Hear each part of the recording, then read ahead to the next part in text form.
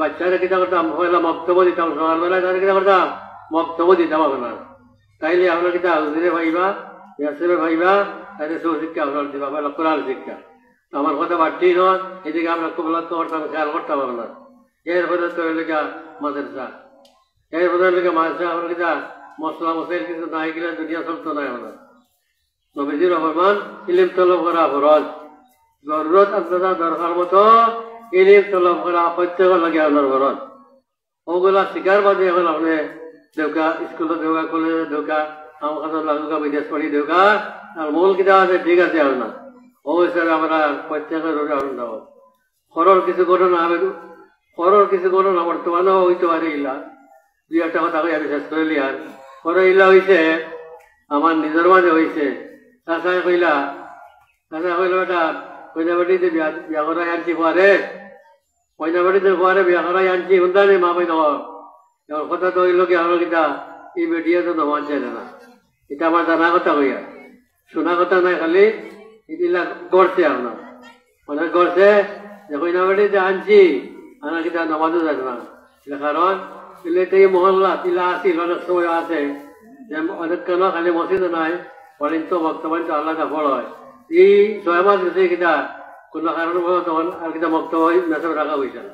6 মাস 8 মাস 10 মাস কিতা গেছে কি এই বক্তব্য মেসব রাখা হয়েছে না।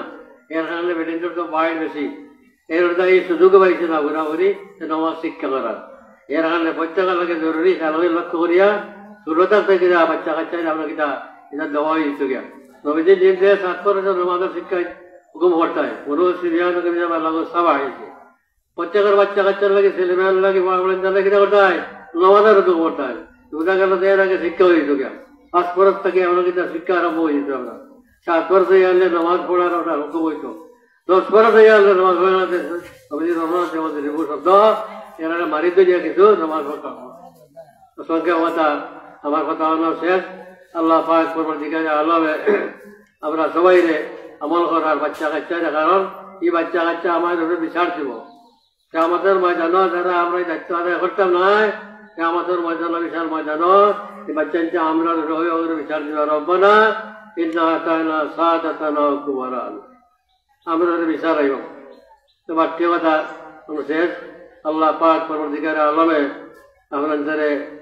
আপনাদের আজকের মহফিল আলহামদুলিল্লাহ রমজান সামনে নিয়া যিনি হরসইন আল্লাহ তাআলা এই মহফিল দিয়ে আওয়াজ বেগান কবুল আর মঞ্জুর হরকা। আর আমরা রমজান সম্বন্ধে কেন বয়ান করবা আমি না সময় নষ্ট করি না।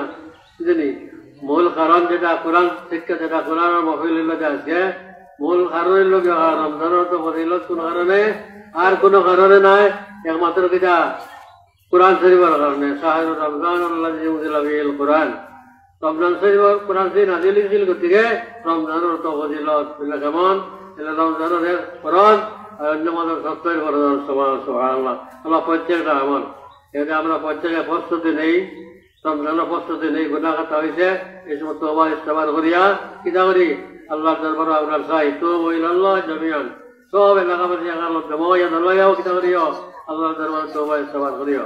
এর কারণে আমার কথা শেষ করি।